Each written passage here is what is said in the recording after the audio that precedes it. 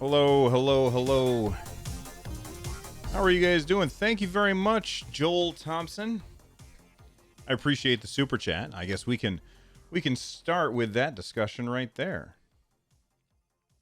If I can figure out which button to hit. There we go. How's it going, everybody? I know I don't usually stream here, so this is a little different than normal, but that's okay. We can deal with it, can't we? I'm trying to build this channel as well. All right. Bowser, you like the layout? Well, thank you.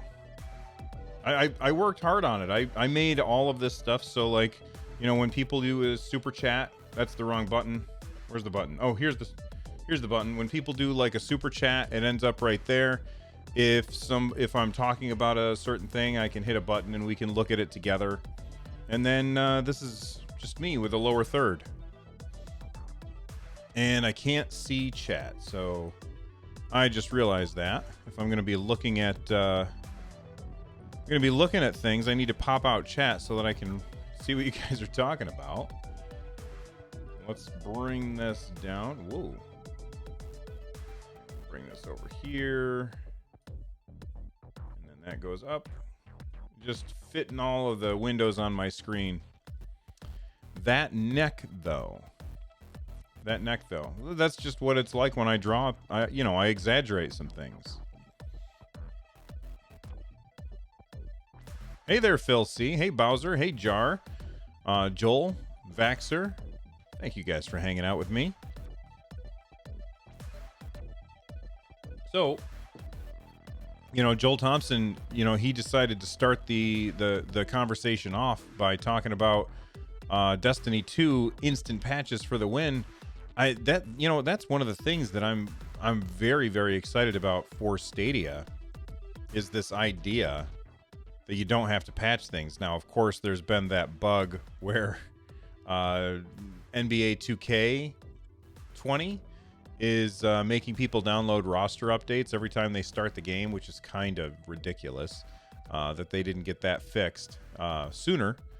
But like, the idea of jumping in and playing a game whenever there's a big patch is huge, because, like, just the other day, my son came upstairs and he was like, "Hey, Dad, let's play a game together." And I was like, "Okay.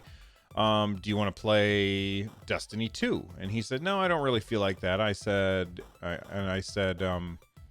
"What do you want to?" I said, "What do you want to play?" And he said, "Fortnite." I said, "Well, I don't have it installed on anything, so I would have to download it, and that would take a really, really long time." And he said, "Okay, well, what do you want to play?" I said, "Well, how about Apex Legends?" And he said, "Okay." So then he went downstairs, and neither of us had played it in long enough that we both ended up having to patch it, which took forever. And it took long enough that we ended up not being able to actually play together because we waited too much time it took too much time to download. The real Jar, no Prime member joined for YouTube. I know, Jar. I appreciate the thought, though.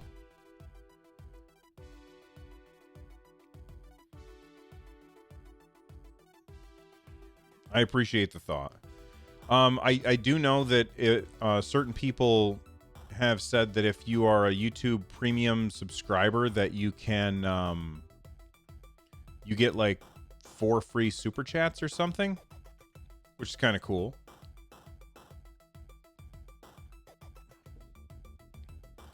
We had a lot of news a lot of video game news to talk about today. We had the Nintendo Indie World, and then we had the PlayStation, what's it called? The State of Play. Those two things were pretty good. So we can talk about that stuff. This, by the way, and you know what I need to do? I need on this page right here, I need to put the schedules on here. So let me do that real quick while I'm thinking of it. And let me go to scripts. 1 second.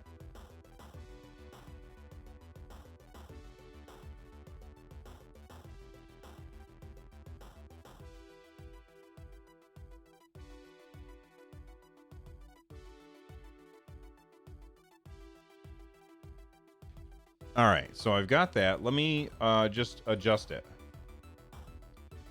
So this is Tuesday, 3 to 5. And then we'll adjust this one. I forgot about this. Thursday.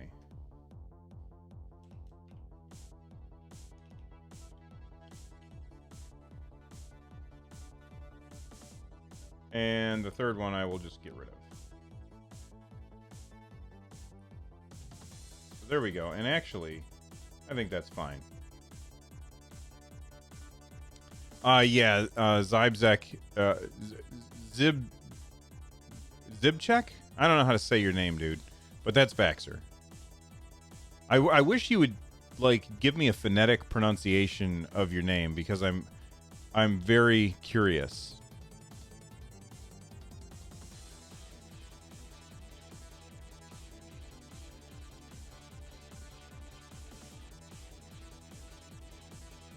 Hey, Frank. Well, I mean, when I do open mic over on StadiaCast, that's just about Stadia stuff. I wanted to be able to talk about everything in the gaming industry, so that's why I'm doing an open mic here.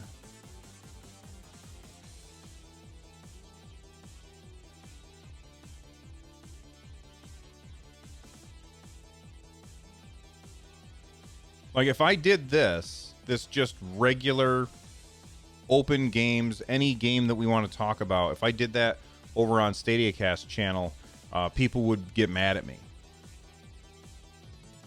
But here we can talk about Stadia, we can talk about PlayStation and Xbox and Nintendo, and I think that that's really what we're going to be talking about is PlayStation and Nintendo today, unless people have some Stadia stuff that they want to talk about. Oh man, Bowser 13 Skatebird looks awesome, doesn't it? I'm just charging a controller while I'm thinking of it. Skatebird looks so fun. So if for those of you that didn't see, Skatebird is this really cool game, or at least it looks cool, where you are a little bird on a skateboard and you got to do like tricks and stuff. Kind of like Tony Hawk's Skate or the old Skate games, and it's called Skatebird. And I think that looks so hilarious and really. Okay, Bowser 13 has the best description: adorably ridiculous, and that makes so much sense to me. Adorably ridiculous is the perfect description of Skatebird. Let me actually grab my iPad real quick because I've got some notes on there that I want to make sure that I go over. I forgot to get it out before we started because I'm dumb. Because I'm dumb. Yikes. I dropped it. It's okay, it survived. Hi, Marvy. All right. There we go.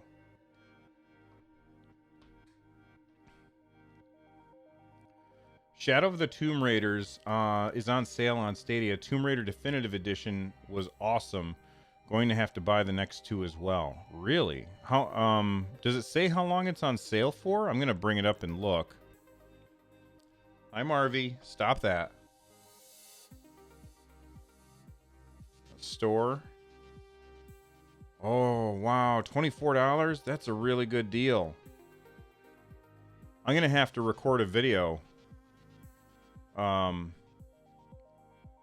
going to have to record a video after this.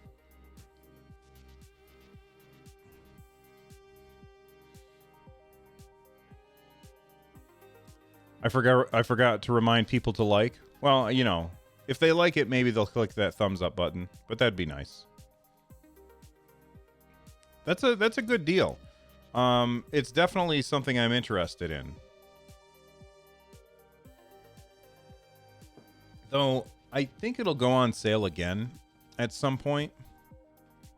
And I don't know that I want to go out and buy it right now, just because I've got too much to play already. Press the like button for the cat. Marvy.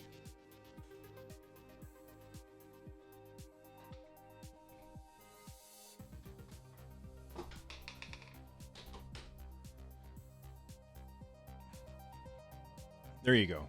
Now we got a cat. You just beat the definitive edition, so you're itching to keep playing. That's awesome, Wabbit.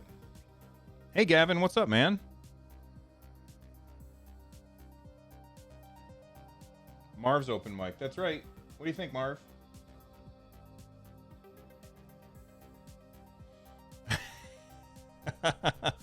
I don't know about that, Puppet. I'll just call you a Puppet because it's easier than the other stuff. It's just too long. I don't know about that. It's definitely not something that I'm interested. Okay, all right. It's definitely not something that I'm interested in. But you know, hey, not every game has to be for me. So for those of you who don't know, Boyfriend Dungeon. Actually, let me bring up my notes for this. I want to make sure. Boyfriend Legend. There it is. It's a combination of a dating sim and a dungeon crawler. And like your weapons, like maybe you have like a halberd or a sword or something, they actually turn into these guys that you can then play a dating sim with. It's very, very weird. The graphics look really good, and the gameplay itself of the dungeon crawling looks good. But this is definitely not a game that appeals to me. That being said, not every game has to be for me. All right. It's perfectly fine if a game is for other people. And that, that's okay. Is it a Japanese game? I don't think so, Vaxer. I mean, it might be. I know that in Japan those games are are much more common. Oh man, Puppet, yeah, the mashup game looked really, really good. So that mashup game is called where the hell is it? Super Mash. Yeah, Super Mash is this weird game where you pick two genres and it puts them together and generates a game procedurally. So basically, they said that every time that you play the game, you end up getting a new game, and it just mashes these two genres together. So they call it a game that makes games. And honestly, Super Mash, it comes out in May 2020.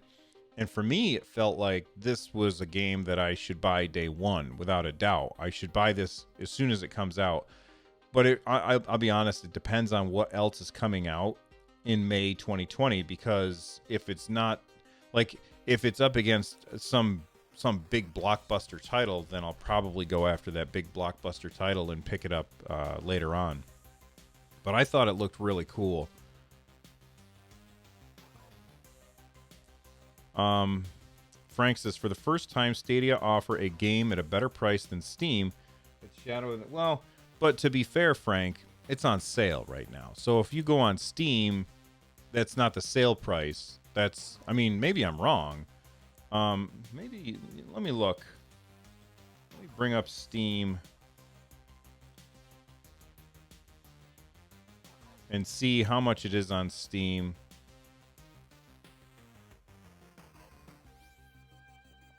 It's definitely a game that I'm interested in.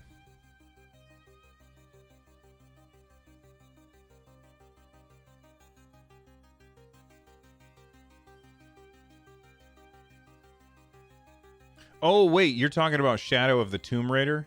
Right, that's Shadow, not the definitive edition of the original 2013 remake. What do you mean by you can share the games with your friends?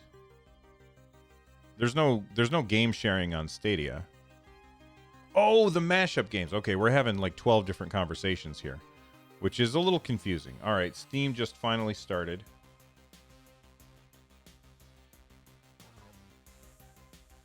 Let me close that. Hopefully I'm not dropping frames as I open stuff. All right, how much is this? Tomb Raider Definitive Edition. It costs... Okay, so the Definitive Edition includes all of the DLC, and that is $60. So there you go. Seems like a good deal on Stadia, without a doubt.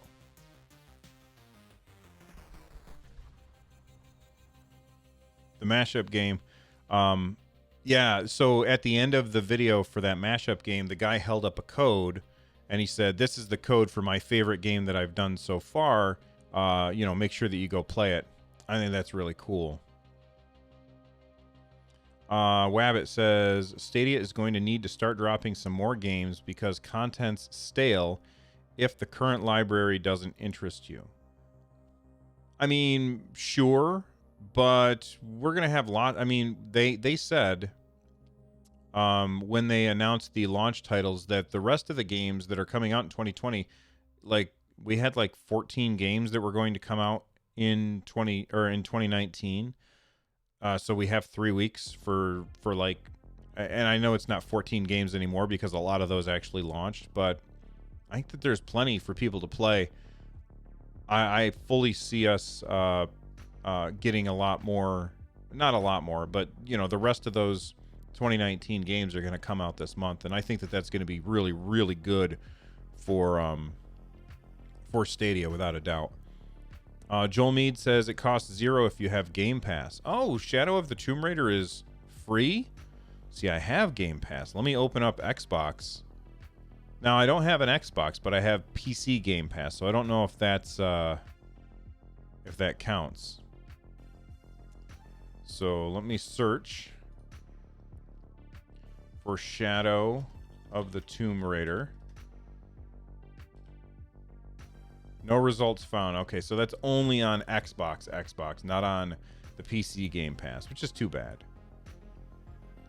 Well, Frank, you do have a good point that it's not free because you have to pay for Game Pass. However, there are a lot of people who got Game Pass ridiculously cheap, like $1 a month for 3 years or something like that.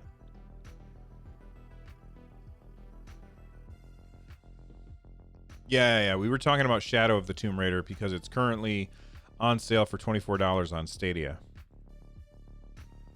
KGTV, what's your guys' upload and download while playing Stadia? I have 1 gigabyte down and 40 up.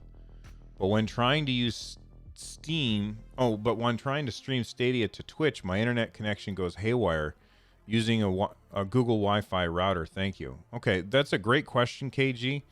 1 gigabyte down, 40 up. That certainly sounds like you should have enough, but if you are streaming, then if you are playing Stadia and downloading through Wi-Fi, and you are streaming and uploading your content to Twitch through Wi-Fi, I would honestly recommend that you use Ethernet, without a doubt.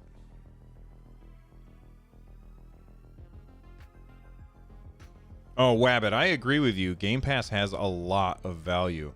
The problem right now is that you have to download the games, and I am not interested in downloading the games.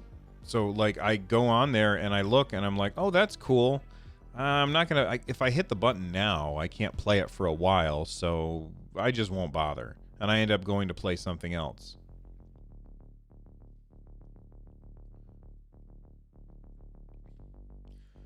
Jeremy, did you play Golf Story? I was extremely excited when I saw Sports Story. I love that they opened with that, with Sports Story. That looks really, really fun. And yes, I did play Golf Story. I didn't beat it because we all know Bill doesn't beat games. But I did play it, and it was really fun. And it makes me want to play it again. Now, when does that come out? Let me look. So Sports Story. Mid-2020, and that is exclusive to Nintendo Switch, which is probably why they led with it. Mid-2020. That's a day one buy. When that game comes out, I'm going to buy it. We probably won't hear anything more about Sports Story until E3, I'm going to guess.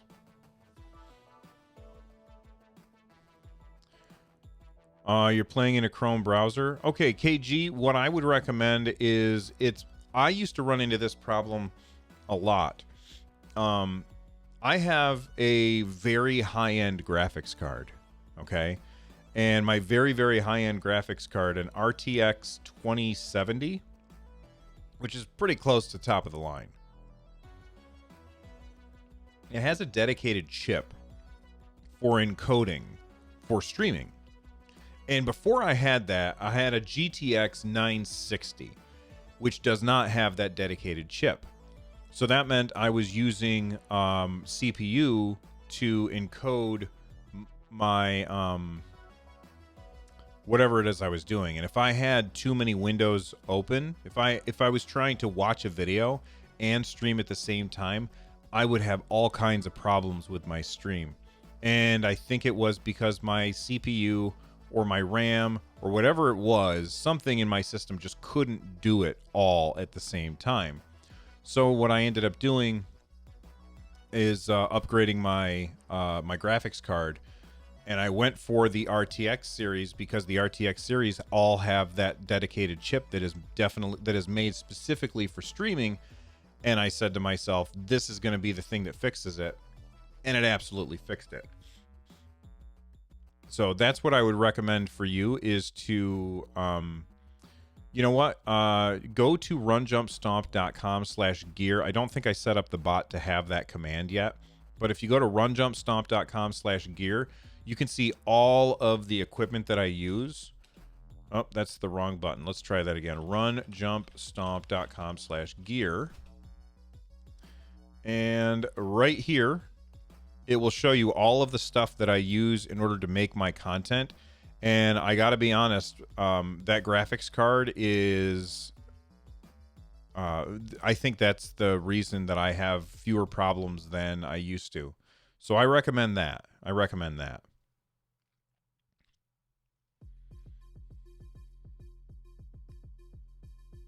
was a little sad that Stadia didn't announce Resident Evil 3 for April like the other platforms. Well, Frank, we know that Capcom is working and partnering with Stadia, so I'm guessing that is something that's going to happen down the road. But you know, they may have to do the work of porting it before. They don't want to release a bad port. Hopefully, they don't want to release a bad port. So, you know, I'm sure that that's going to happen at some point. No problem, KGTV. I hope that helps. I really do. I know how frustrating it can be to be trying to stream and you can't figure out what the issue is. Sometimes the issue can only be solved by more money. You got to spend some money.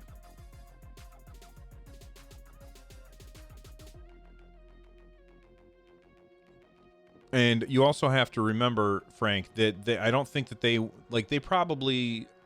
Here's my guess as to what happened.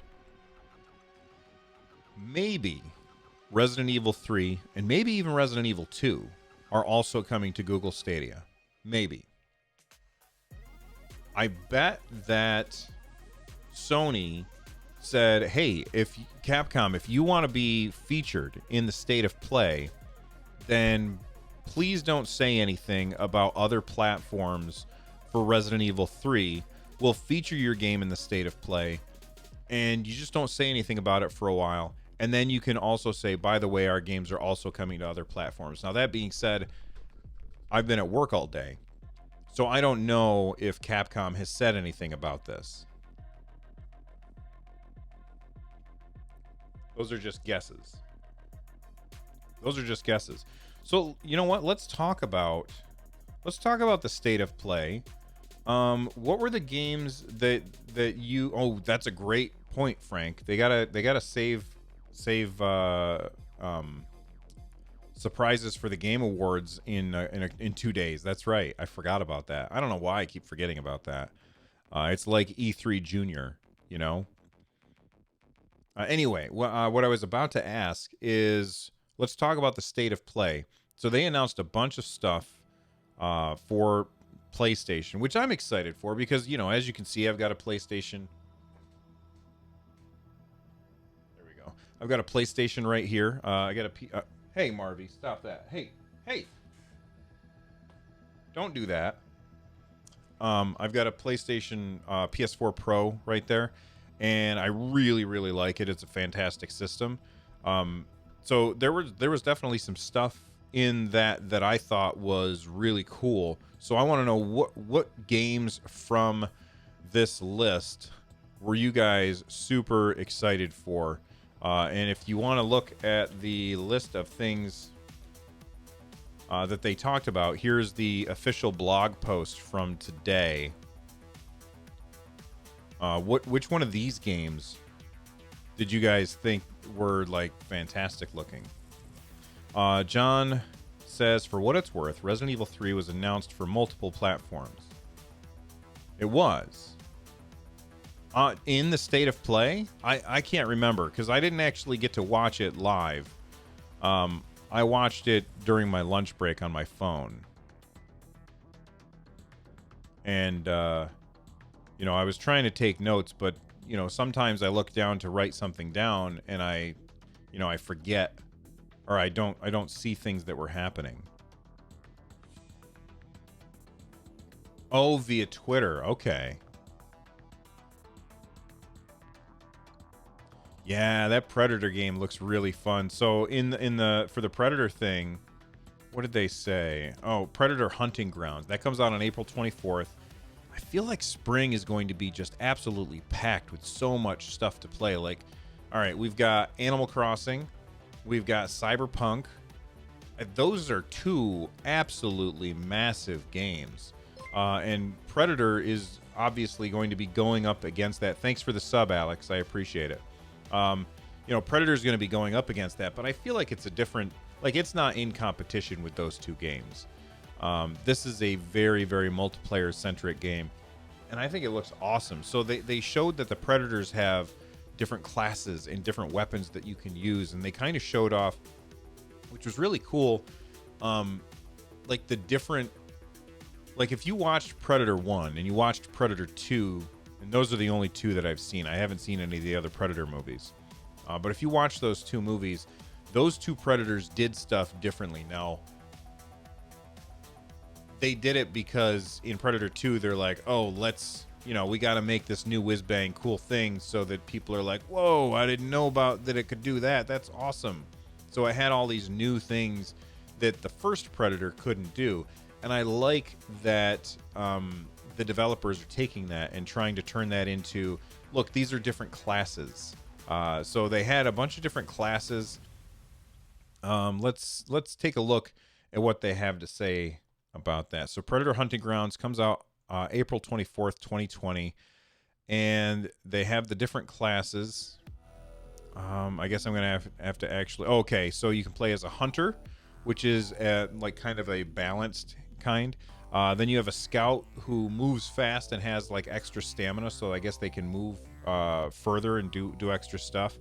And then the berserker, which can take a lot more damage, so they're much harder to kill, but they also do a lot of damage. So I thought that was pretty interesting. And then, so what else did they say here? Are you ready to enter the hunting grounds on April 24th, 2020? We are excited to bring Predator Universe to both PS4 and PC next spring. We've been eagerly awaiting the state of play announcement because there's been so much we couldn't wait to share with the community, and now we get to show you a ton. If you haven't seen the latest state of play, blah, blah, blah. One of the secrets we've been keeping since announcing Predator Hunting Grounds has been the inclusion of the female Predator. Oh, I didn't even notice that. Okay. Sure. That's great, I guess. When we first came up with what this game would be like, I knew we had to create a world where the ultimate female warrior would exist too. We had fun imagining her backstory, which helped us create a fierce warrior. Okay, I think that that's cool. But I doesn't really, I don't care what gender my predator is. I just want to kill some soldiers, you know. And then they show off that she's using the Yaoja bow. I don't know how to pronounce that. Basically, it deals a lot of damage to its prey and pins the enemy to walls and other structures at death. She has access to the entire Predator arsenal as well. So it looks like that must be, the bow must be limited to just the female Predator. The real jar. Why do aliens have the same genders as us? I don't know, man. Because that's the way it works. Just like in World of Warcraft, you know?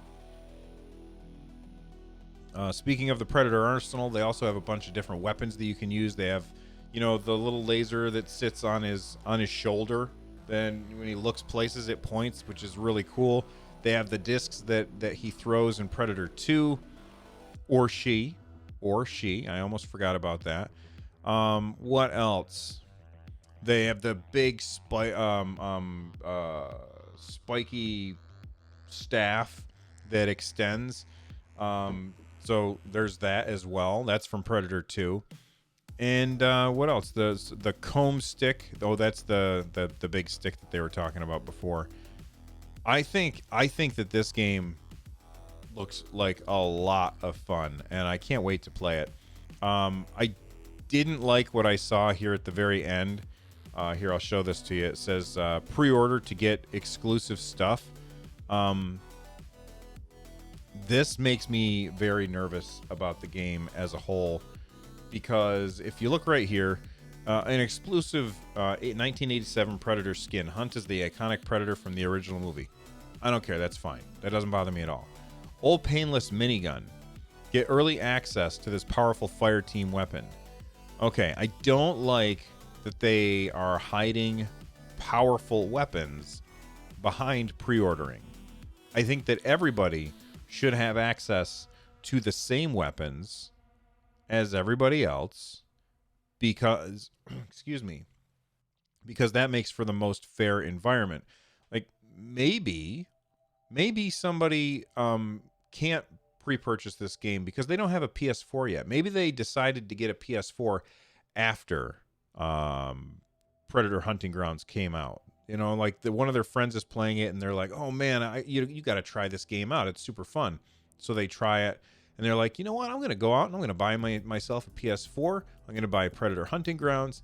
They didn't pre-order it, so they don't get this powerful weapon. Now, I know that it says early access to this powerful weapon, but I don't like any kind of gating of content that can influence the outcome of the game. I'm fine with skins. I'm totally fine with skins. So the thing on the left, that doesn't bother me at all. But the rest of it, that's no good. I don't like that. So that makes me nervous about the Predator game. I hope that it's not super microtransaction-y. So, for instance, if we look at the Digital Deluxe Edition, and this is the first time that I've actually looked at it. We look at the Digital Deluxe Edition.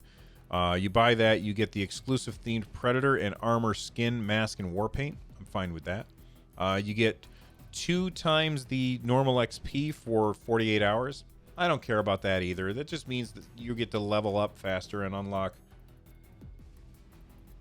certain stuff faster. You get early access to the Predator Eclipse mask. Now, as long as this mask doesn't give me an advantage in the game, then I don't care. That's fine. A PS4 theme. Who gives a damn? I just don't care about that.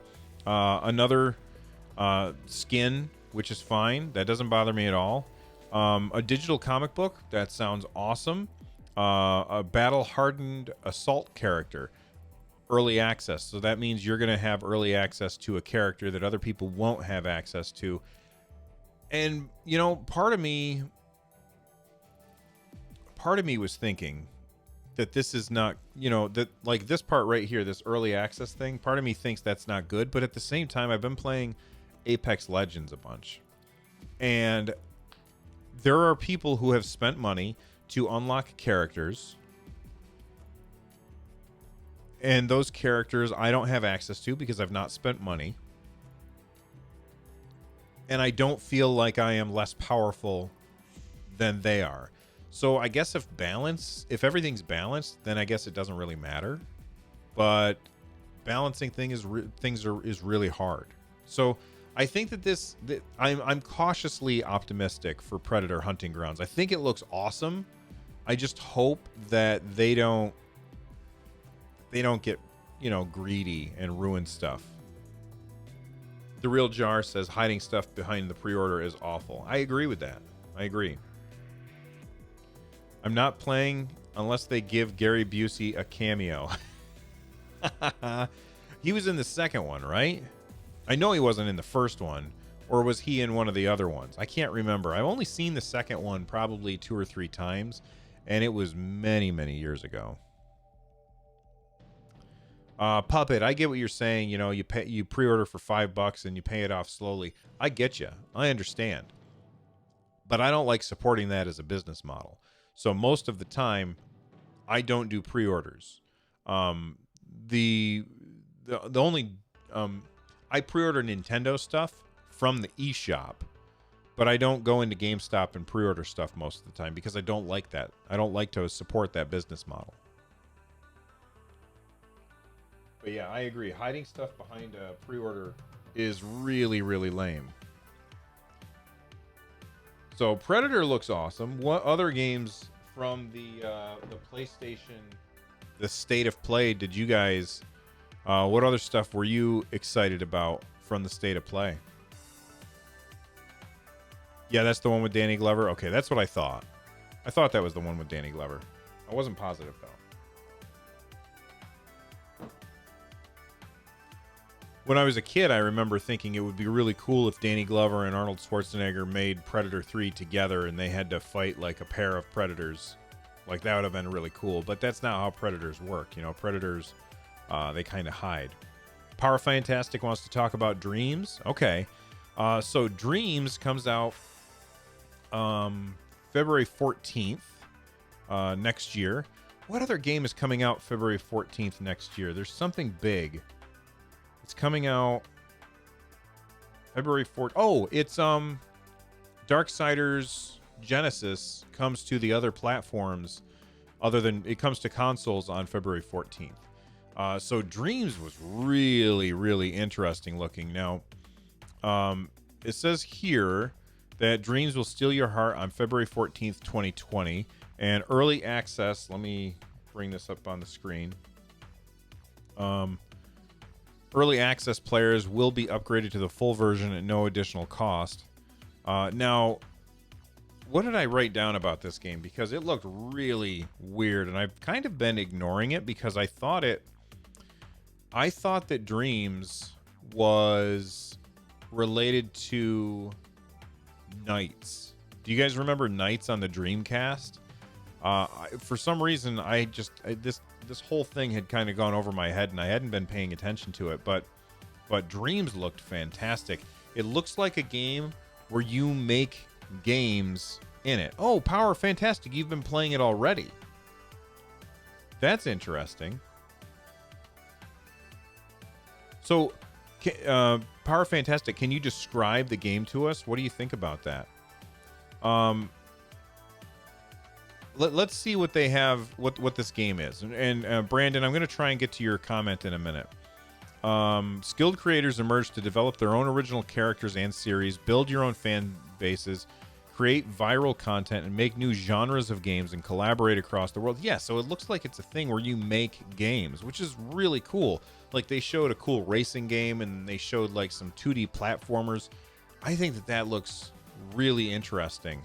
And it's a game creation suite. Okay. That's what I thought. Okay, it's a game creation suite. So you are playing, or you're making games. I love that idea. I love that idea a lot. It's probably not something that I will get into. Oh, okay. Kind of like Little Big Planet. Kind of like Mario Maker. Okay. Except this has a lot more, whatever the word I'm looking for. A lot more options, I guess. A lot more options. All right.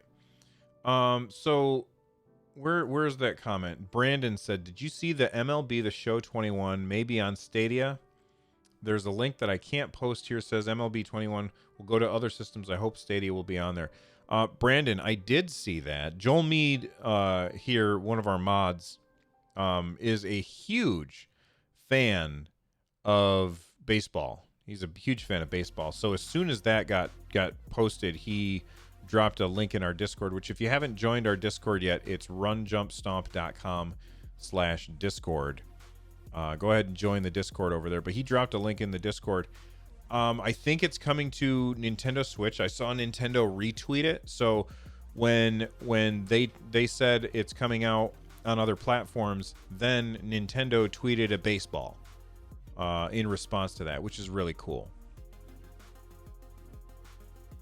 Frank Garand says 2020 could potentially become one of the greatest years for gaming.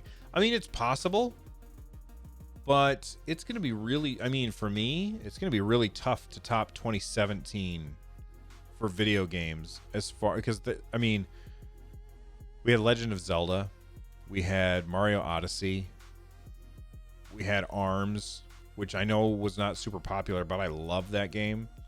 Splatoon 2. Nintendo crushed 2017 in every possible way. And I find it difficult to think that 2020 could be a better... Well, but, you know, 2020 will have Breath of the Wild 2, if my prediction comes true. Ooh, oh man. Well, you know what, Frank? It could be. It really could be. Cyberpunk 2077 hype.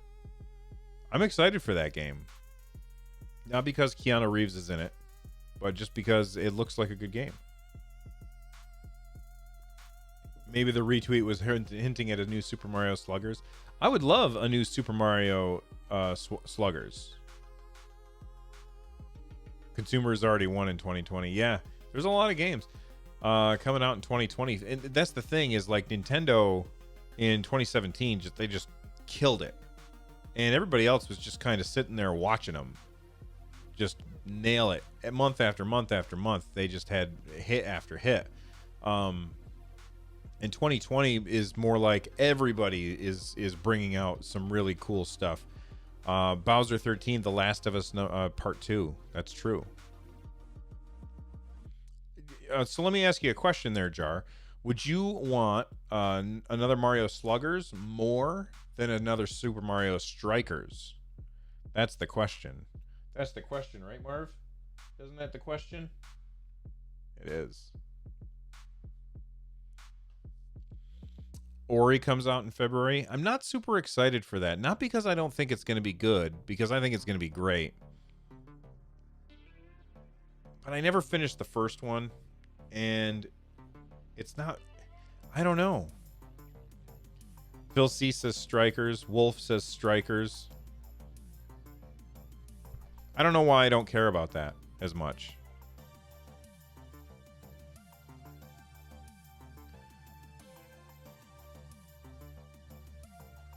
I would love to have a new Super Mario Strikers. That would be just absolutely fantastic, especially if it has online play. Because that was really fun.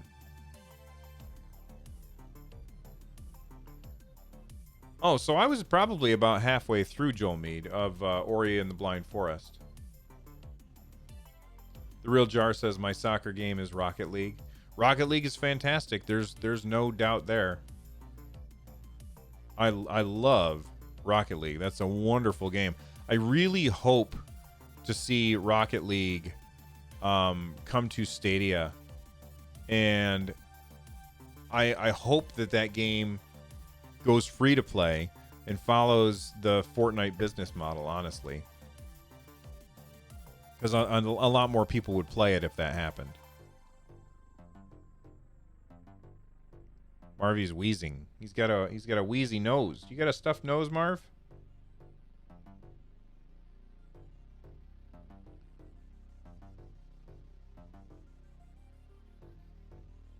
I don't know about that, Brandy. That's just crazy talk right there.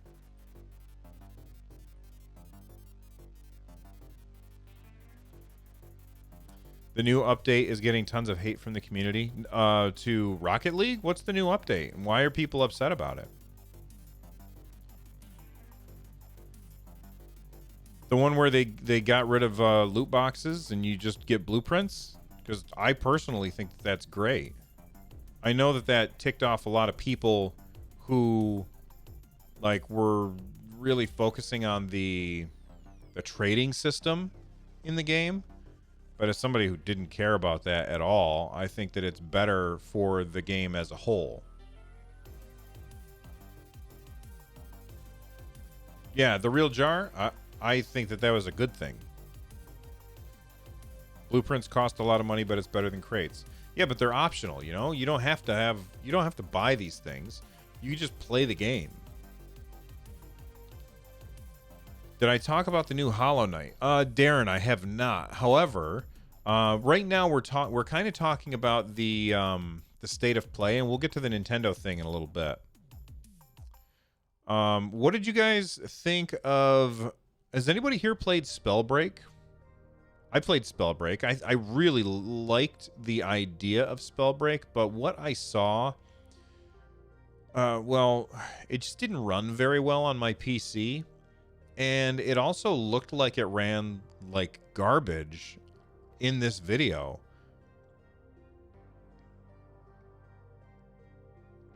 Like, Spellbreak didn't look good on PS4, and I'm not talking about graphics wise. I'm talking about the animations looked really, really framey and just overall looked disappointing.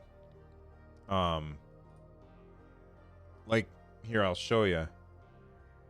I don't know. Just looking at it, it just doesn't look good. Like, it doesn't look smooth. If that's the word, I think that's the word I'm looking for. It doesn't look smooth. And when you've played Fortnite and you've played Apex, those things are incredible. Those games are incredibly smooth. This game just doesn't look smooth, but I love the idea behind it, which is it's a battle royale with magic. And you get to pick what kind of magic you want to use, like fire magic or ice magic or time magic or something. Yeah, Phil, that's exactly right. The camera seems really, really jumpy to me. And I wonder if that's why I didn't like it so much when I played it on my PC. Like, maybe the camera was too jumpy, and then to see it here on the PS4 to be kind of jumpy as well, I don't know. It just looks weak. Brandon, have I played Red Dead Redemption 2? I haven't played Red Dead Redemption 2 at all. I don't like Rockstar games. I think that the company is fine, but the games that they make, I don't like the way that they control. So I just avoid their stuff. Yeah, panning, like, it just doesn't seem smooth the way that Spellbreak plays. And that made me feel, when I was playing it, it made me feel like I was bad at the game. But now to see that it's kind of the same way in this, it's very surprising.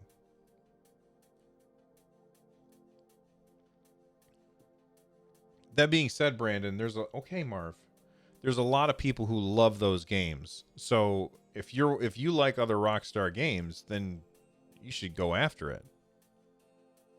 You love their games, but they don't care about the community. I don't know, Jar. I have, to most gaming companies don't care about the community. They do the bare minimum that they can in order to keep people happy. So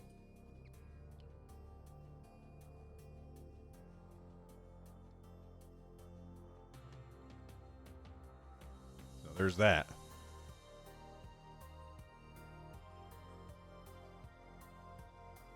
All right. So is there anything else that you guys saw that got your attention from the state of play? Let me look at my notes. Goose Game coming to PlayStation. I think that's great. I want more people to be able to try that game out. Superliminal. What did you guys think of Superliminal? I thought Superliminal looked really good. Although I feel like I've played a game like that before where you have like an object, and depending on the perspective, you can change the size of the object. That's what Superliminal seemed like to me. I feel like I've played another game that did that same thing. This kind of reminded me of Portal. Just in the overall way that you play the game, it's a puzzle solving first person kind of game.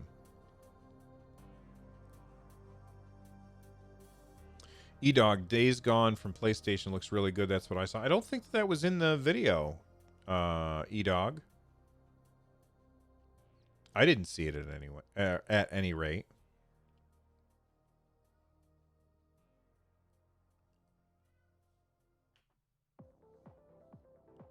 I didn't see anything about Days Gone.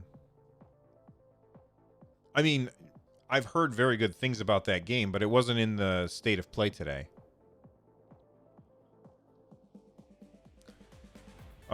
Paper Beast looked cool, but I don't have a VR, so I'm not super interested in that.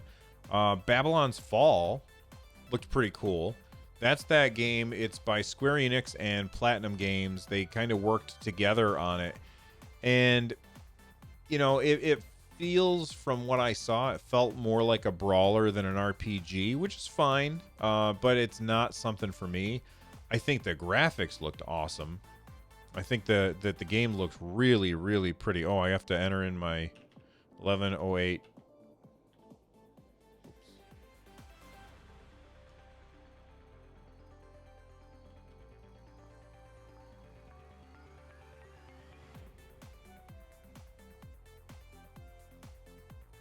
Let me just bring this up.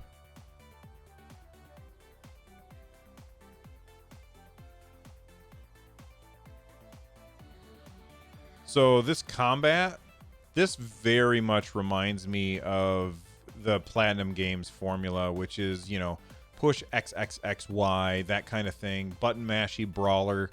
It's not for me, but I can, like, man, it looks really pretty. And this is Babylon's Fall. It's weird to me that Square Enix and Platinum Games are working together on this one, but what do you guys think of this one?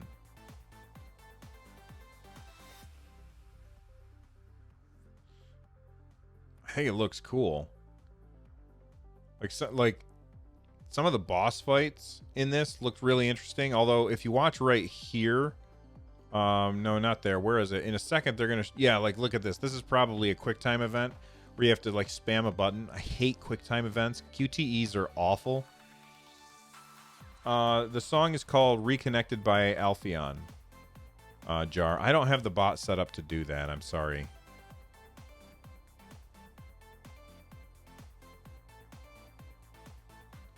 Well, overall, I thought that the state of play looked awesome. Resident Evil 3, I'm excited for. I'm probably about halfway through Resident Evil 2, and I really have had fun with that. I won't pick up Resident Evil 3 until I finish Resident Evil 2, but Resident Evil 2 is super scary and very, very fun. And I'm looking forward to Resident Evil 3 because I've never played. I played the original Resident Evil. I played whichever Resident Evil was on the Dreamcast, and that was it.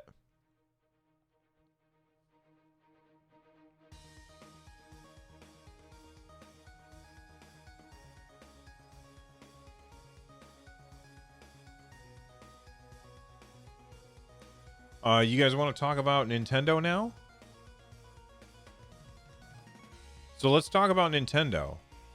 Although Brandon asked a question, they asked, what 2020 game do I want on Stadia? I don't know yet.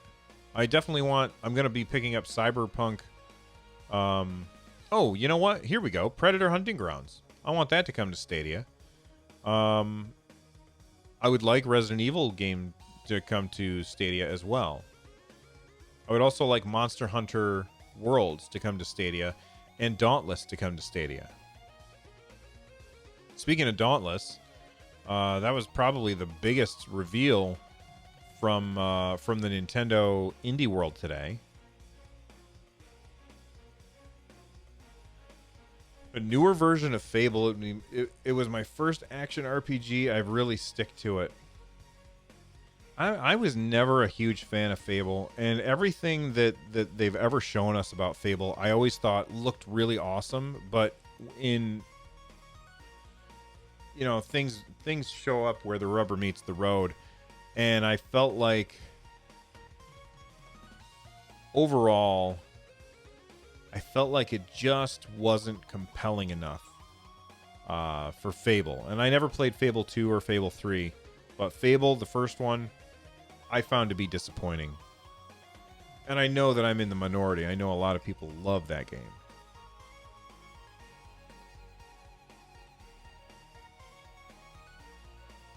Welcome back, Vaxer. So here are the biggest announcements.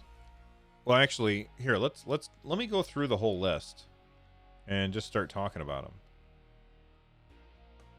All right. So, well, we talked about Sports Story. I'm so excited for that. Streets of Rage 4. Oh my God, that game looks so good. I missed out on Streets of Rage when I was a kid.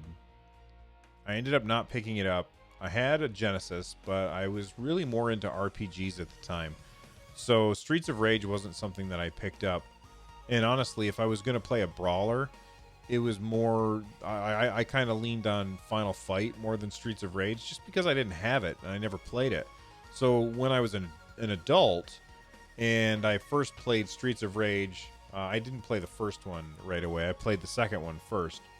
And I was like, oh man, that's awesome. I had so much fun playing Streets of Rage. But Streets of Rage 2 is really great, and I can't wait for Streets of Rage 4. Res TV, no Twitch. I'm confused. I'm just trying an experiment, Lloyd. Just trying an experiment.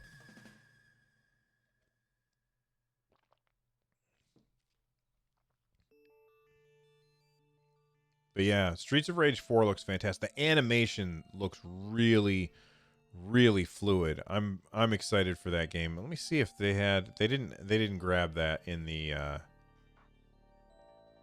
Verge. It got you too.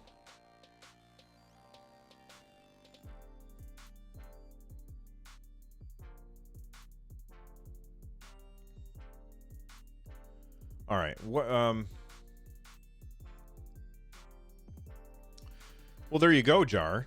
That's a good idea anyway, because I post stuff here to YouTube all the time. But yeah, Streets of Rage 4 is supposed to come out in the first half of 2020. I'm looking forward to that. Brandon, do I think Luigi's 3 is game of the year? I don't know. I mean, Luigi's 3 is really good. And I haven't finished it because Bill doesn't finish games. But to call it game of the year, I don't think so. I think Fire Emblem is better. Like I had more fun. I found Fire Emblem to be far more compelling than Luigi's Mansion. But man, I mean, it's so hard to compare those two games because those two games are so wildly different. You know what I mean?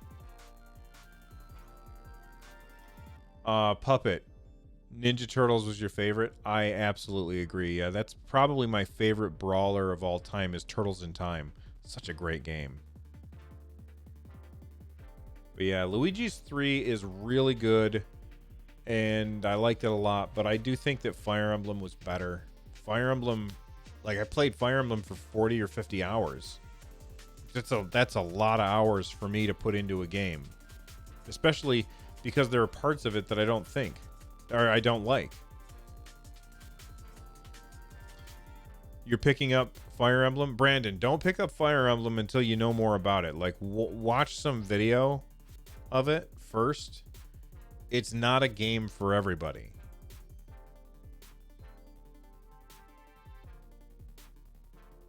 What game do you guys think is game of the year? I know that Control just got IGN's game of the year. I haven't played Control, so I don't know anything about that.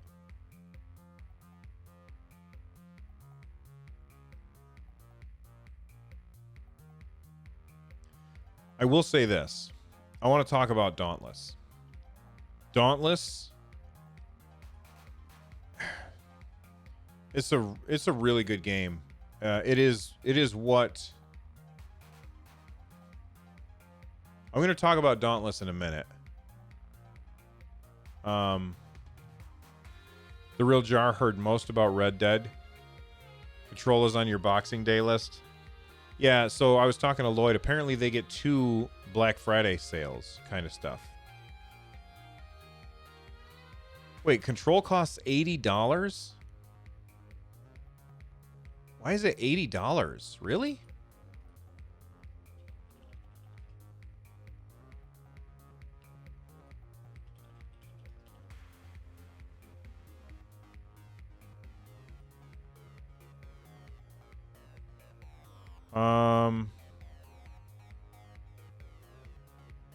Oh, Canadian dollars. Canadian dollars. Sorry, man. I was thinking. So it's $60.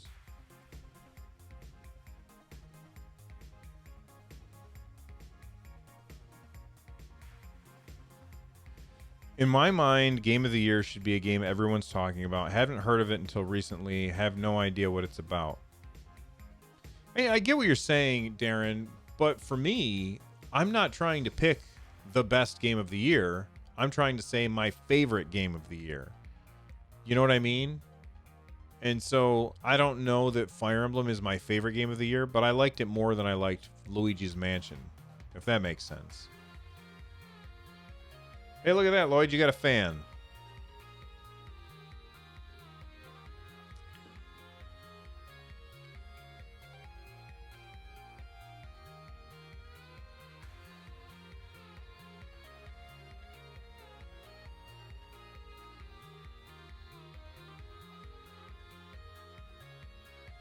Right. So Rest says every person or publication can have their own game of the year. And he's absolutely right. And that's why there's so many of those game of the year edition things out there that it's like it doesn't really mean anything.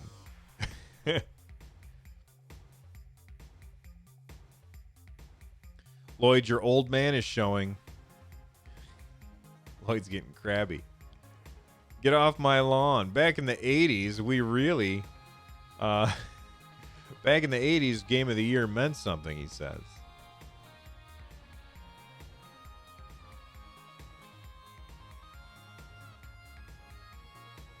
Ooh, the real jar. That's a really good question. Do we count Smash as 2019? I mean, it came out December 3rd last year, so... Or was it December 6th? I think it was December 6th. Because that's Mr. Iwata's birthday. Could that be Game of the Year? Were there any games in the 80s, Vaxxer? Vaxxer, that's when they were refined to perfection.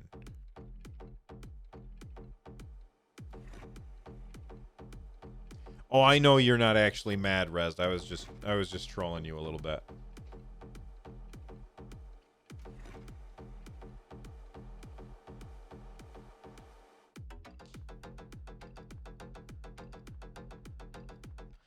Okay, I want to talk about Dauntless. Dauntless is really good. I haven't played a lot of it because I don't have time. But it's a free game, and it's on, like, everything. And now it's on Switch. So I did want to talk about this. This was probably the biggest announcement. And the reason I want to talk about Dauntless is not because it's such a good game, but because it has full cross-play and full cross-save. So, like, this is fantastic, and I wish every developer, publisher would do this. When you log in on Dauntless, it doesn't matter what game you're playing... or what system you're playing on, you're playing that same character, you know, in the same world. It's always the same.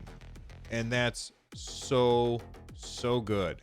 So I'm very excited that it came, and it has full cross play and full cross save. Cross save to me is far more important than cross play, but I'm happy that it has both. I think that's fantastic. It does kind of look like Fortnite Monster Hunter, but it plays like a Monster Hunter game and just has Fortnite style graphics.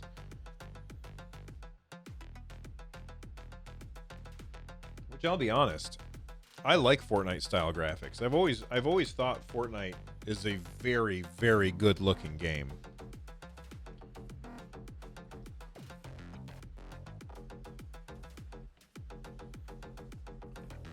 The graphics look rough on Switch, sadly. Performance was pretty poor across all of the platforms, so I don't know what I was expecting.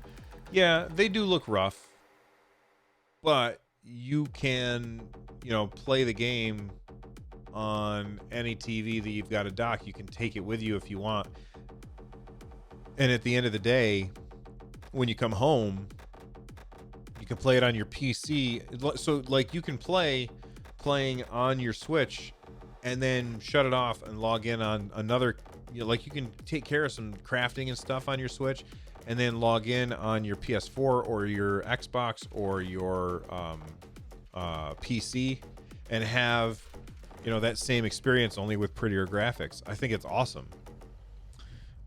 It's not an MMO. I mean, it's really more like a Monster Hunter style game, kind of like, you have lobbies and stuff, kind of like Diablo, as far as like what kind of online game it is.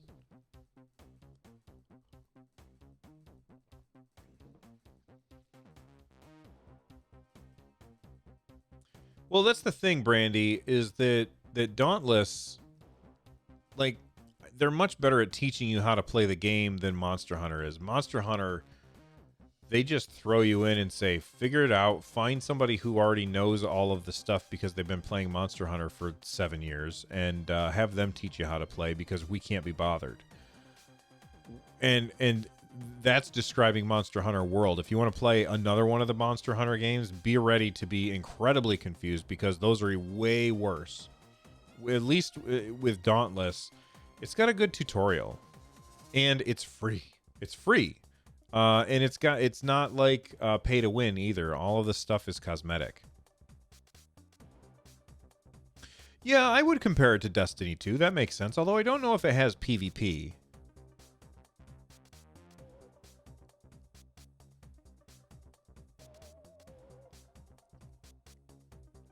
Overall, I think that Dauntless is a really good game, and I think it's fantastic that it's on the Switch. I hope it comes to Stadia as well.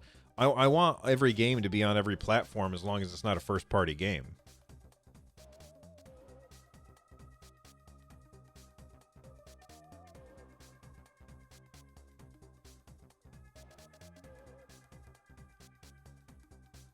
You hate jumping into a game and knowing nothing. That's kind of how I felt about Destiny 2. Luckily, I mean, I was lucky. I was streaming it, so I had people telling me what to do and teaching me how to play. And that's not something that everybody can experience because not everybody can stream. Because you got to have some fancy equipment for now. So it can be very, I can't imagine playing Destiny 2 without somebody teaching me how to play that game. Same thing with Monster Hunter. I was lucky. I was taught, like I ended up going on YouTube and watching videos that taught me how to fight in Monster Hunter. I shouldn't have to do that. That's ridiculous. But, Dauntless does a better job. Although, Lloyd is right. That game, while really good, is very poorly optimized. And it's definitely something that they need to fix sooner rather than later. In my opinion, anyway. By the way, if you're here and you haven't already, please click that thumbs up button. If you like these open chats and you want to have more open mic chats, click that button. It would really help.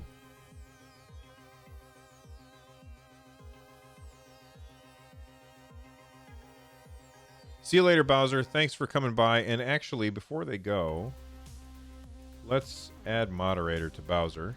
There we go. Thank you, Bowser. You're awesome. And I gotta add moderator to Rez as well. Get these people who have moderator on the other platforms.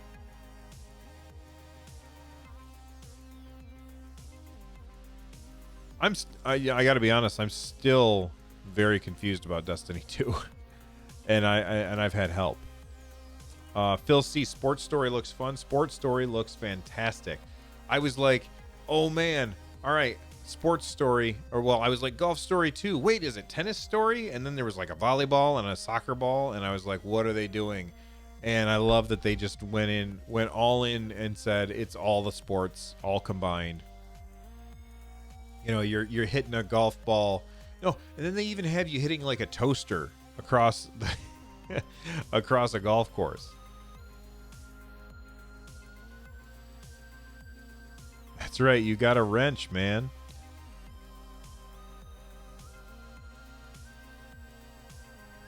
I have not finished going through the indie games. I barely even scratched the surface. So there's Sports Story, Streets of Rage 4, Gleam Light. Was that the game that you guys were saying looked like Hollow Knight? No UI, a side-scrolling action game that comes out in early 2020. I thought that looked interesting, but I wasn't super excited for it. Like, not really even a little.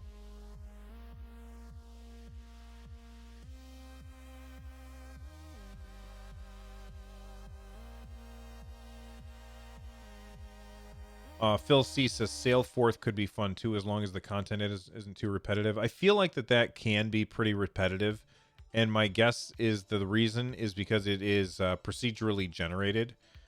So for those of you that didn't watch it yet, it's a procedurally generated boat game where it's like naval combat, where you gotta you slow turn. I think Pirates. What's the Microsoft Sea of Thieves? Kind of like Sea of Thieves, that kind of combat. Although it's not for like first person, like you are the boat, not the people on the boat. I think it looks interesting. It's definitely not a day one for me.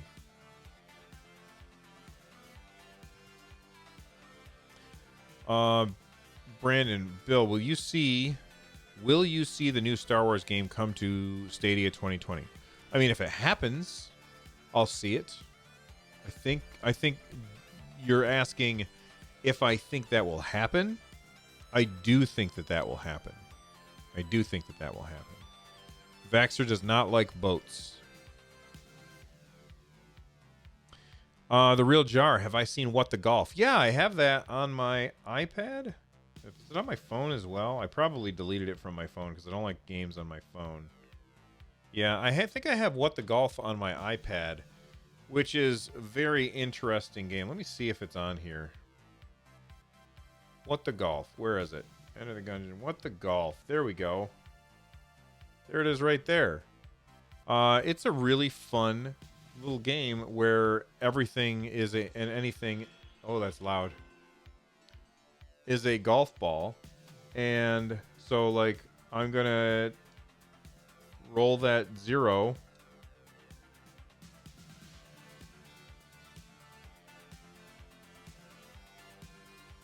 To the Christmas tree. There you go. It's weird.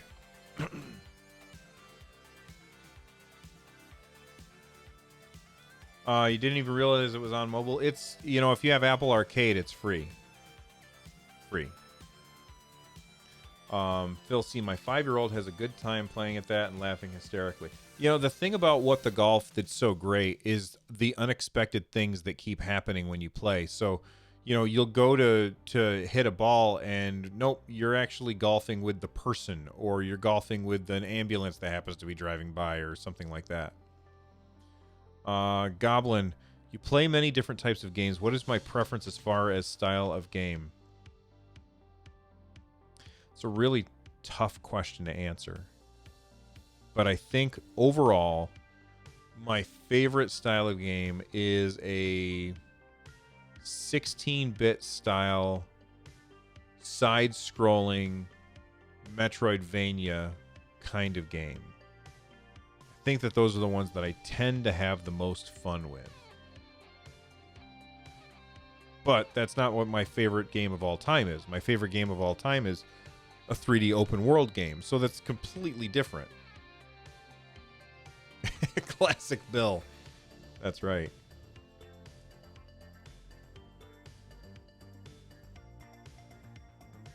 And maybe that makes a little more sense why I just don't care about the graphics in most games. You know what I mean?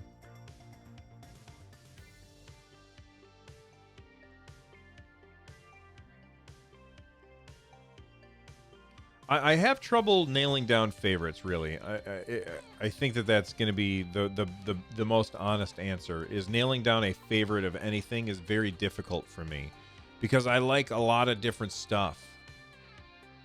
That's right. Resolution doesn't matter. Thanks for mentioning. By the way, anybody who's here who doesn't know, I've got a podcast called 143 Pixels, and the newest episode came out today. Goblin, have I tried out Cave Story? I have tried out Cave Story. It's really good. I think I got stuck on it though. Like I got to a spot and I couldn't figure out what to do. And when I have all of these options for all of these different games that I can play, that's sad. When I have all of these games to play and I run into like a problem with a game, I usually just say, well, I'll try something else for now and I'll come back to it, and then I never come back to it. Do I need to rant about resolution again? No. So you should know, you're the first person that said it, resolution doesn't matter. That's the theme for 143 Pixels. He forgot because he doesn't listen. He's just a guest.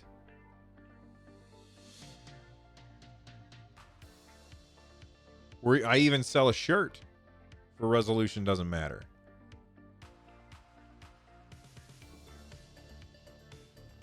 Angry Canadian rants. We should have called that episode Angry Canadian Rants, Lloyd. That's what we should have called it.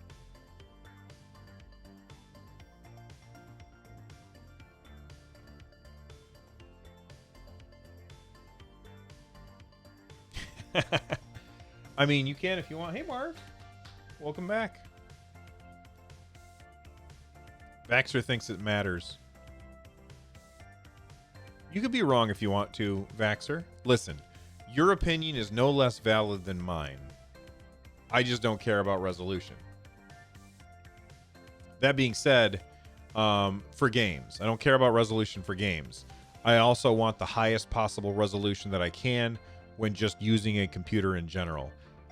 So for instance, I'm using a 4K monitor. I will never go back to not having a 4K monitor. This is insanely amazing. I have so many windows in front of me right now and tons and tons of screen real estate. It's just fantastic. Kiki 3 says, I think they should add Call of Duty Modern Warfare to Stadia. I think that they should too. For you, I won't play it. I don't care about those games. When did I get a 4K monitor? I bought it a couple of weeks ago. I'm very, very happy with it. It was on sale, really good deal, so I ended up picking it up.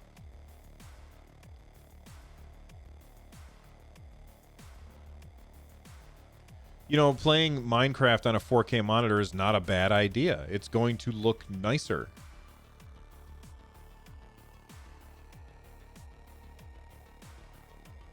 All right, let's look at those rest of those at another independent game from Indie World. All right, so whoops, Bacon Switch. So this was this couch co-op game about food. Did anybody like? Okay, first off, don't show me people eating. I can't stand it. So they kept having people walk by and giving this guy plates of food, and he kept eating them. I think that the game looks great. It reminds me of Overcooked, which is awesome. What did you guys think of Bacon Switch? Which makes me think of bacon.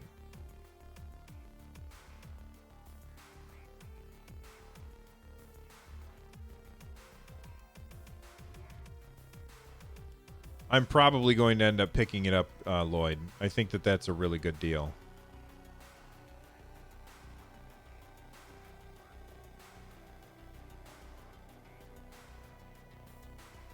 I had bacon for dinner last night. We had bacon and my wife made French toast.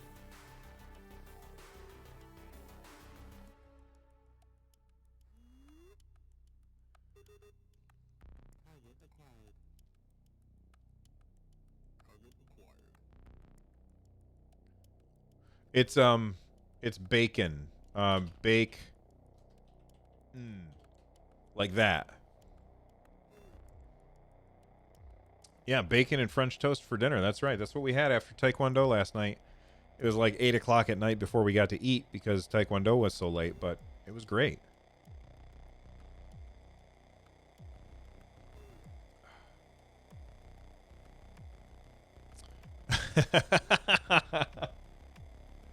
Oh, that's great, Lloyd. I love it.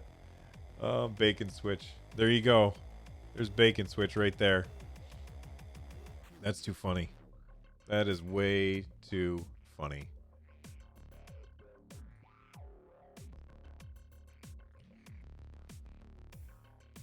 Kai, it's bacon. Yeah, I remember those old commercials, bacon strips or bacon strips they called them. Then there was Super Mash, which we already talked about. The Talos Principle. I mean, that's already been out for like a long time, so that's not anything that I would get excited about. Skatebird. We talked about that. That was the first thing that we talked about. Who here is excited about Skatebird? Let me see if I can find some footage, because I think that looks awesome. Skatebird.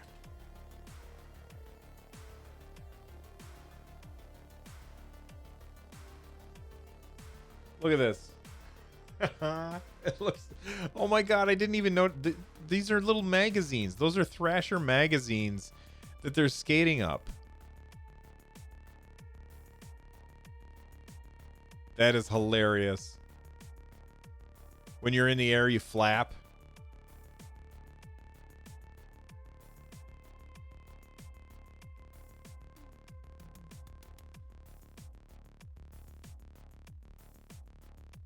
Oh, he's on the back of a TV.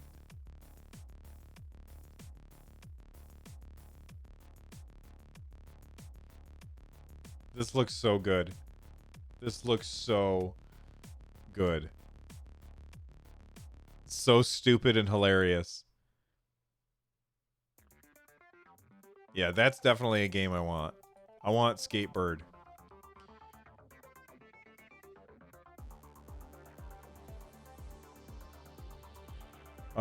Let's see. Oh, and then, you know what? I think that the other big game that I thought was super exciting was, oh shoot, what the heck was it? Axiom Verge 2. Anybody here play Axiom Verge 1? I love Axiom Verge 1. Oh, yeah, you know what? The Real Jar. I do love extreme perspectives like that. Yeah, where you're a little tiny thing and everything looks huge. I always find that interesting. Like, I don't know why those Army Men games ever died off, because that was a cool concept. Yeah, Axiom Verge is an amazing game. And for them to get that sequel as... Now, let me see. What was that? Was it... Did they... I think that they said that it was coming first to Nintendo Switch, so that's a timed exclusive, I believe. And that comes out fall 2020. It's a really long time that we're going to have to wait for that. But still, I don't anticipate we'll hear anything about it until it comes to E3, probably. You're very excited for the sequel?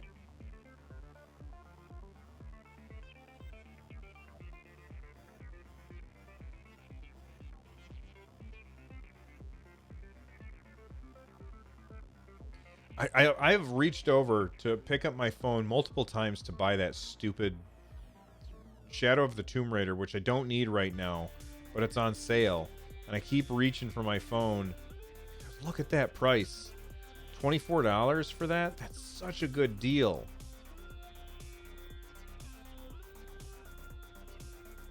You want to play a Godzilla scale or something? I don't know. It just doesn't work the same way, in my opinion. I know I want to, Vaxxer, but I shouldn't. I didn't even finish the first one yet. You guys are such enablers. I'm not going to. I'm going to resist.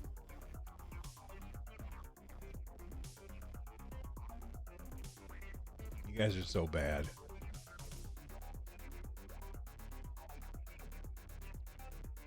No, I won't do it. I refuse. You're right, I never finish games, but I haven't even really started Tomb Raider Definitive Edition. That's right. Pokemon is almost here. Hey there, Ted.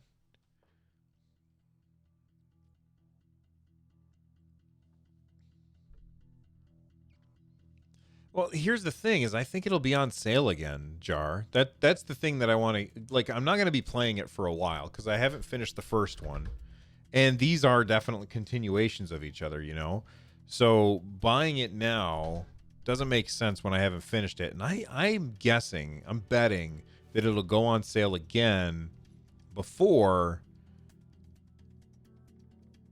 when I have more time.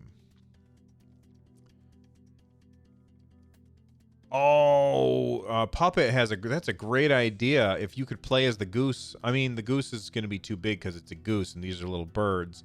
But that would be awesome to see the goose in Skatebird.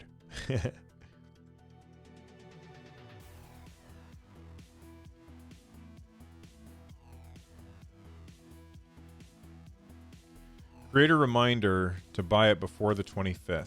Okay, that's a good idea. I'll do that after the show. Baxter's getting me to click on stuff.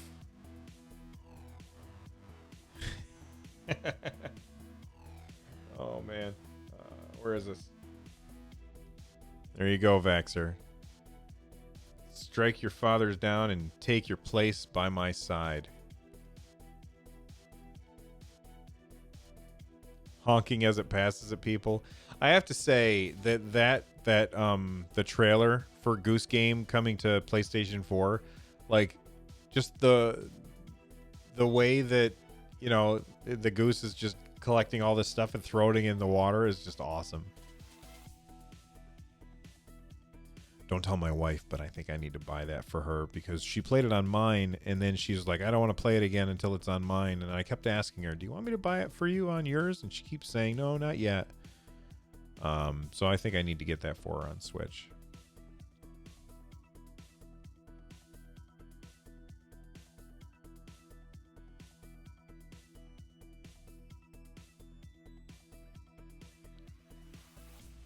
All right, let's see. What else was there? I think there was like one more game. No, nothing else that really... I mean, Survivalists looked cool. My son will probably like that because he really likes the Escapists. I do like that it's 4 players.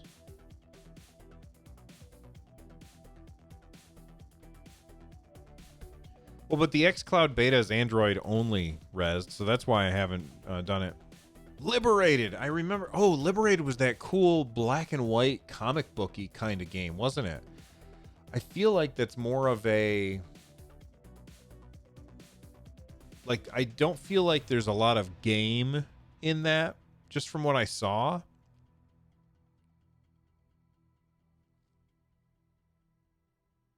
But it looked cool.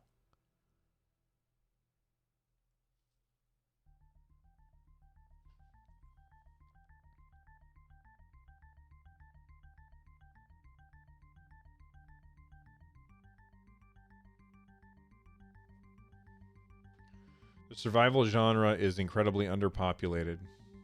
I mean, well, we got Minecraft. Do you need something other than Minecraft? I think Survivalists looks cool. Like, it's got base building. You can train monkeys to do stuff. I think that looks interesting. It has a day-night cycle, and it's procedurally generated.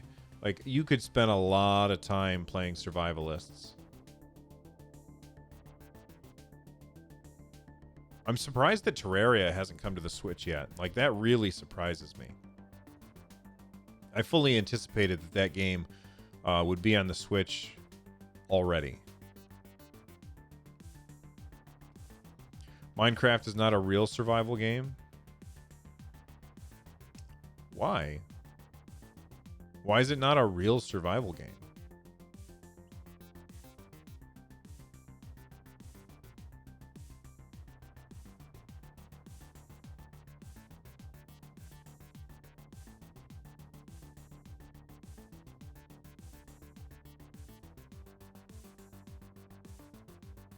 Terraria is on Switch? Did I miss that?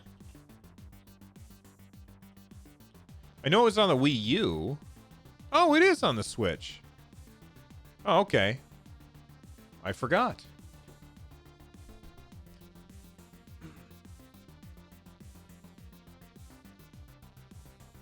I did not like Terraria on console myself.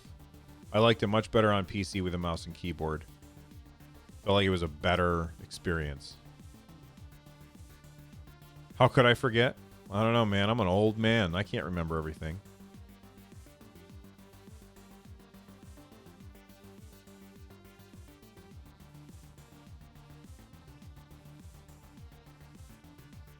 Let me ask you guys a question before we get out of here, because we are going to get out of here soon.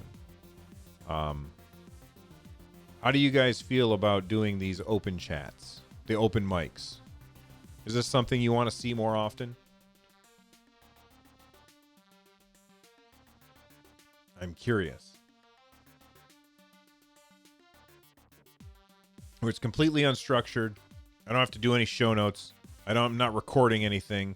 It's just me and you guys having a conversation about video games where you guys pretty much lead the conversation. What do you guys think? A little something for everyone?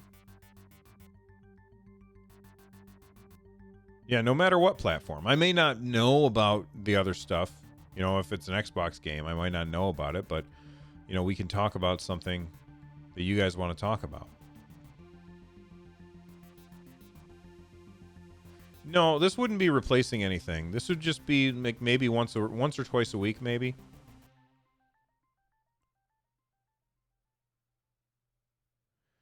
Well, yeah, it's not as popular as a lot of my other as my other content. I understand that. You like it more than Destiny 2 gameplay. I love Destiny 2. That game's awesome, man. In fact, I need to go play that right now. I can't. I don't have time.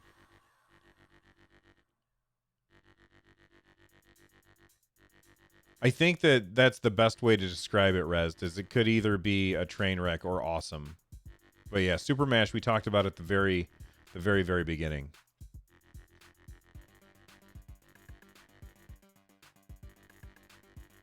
Thank you very much, Puppet. I appreciate it.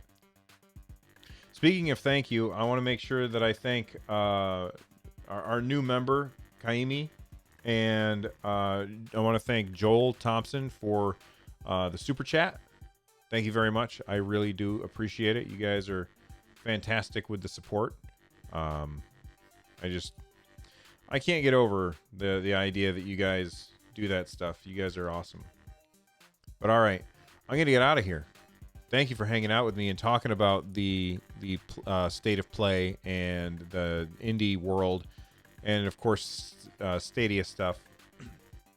You guys are awesome. Switchcraft is one of your favorite podcasts. Well, thank you very much, Puppet.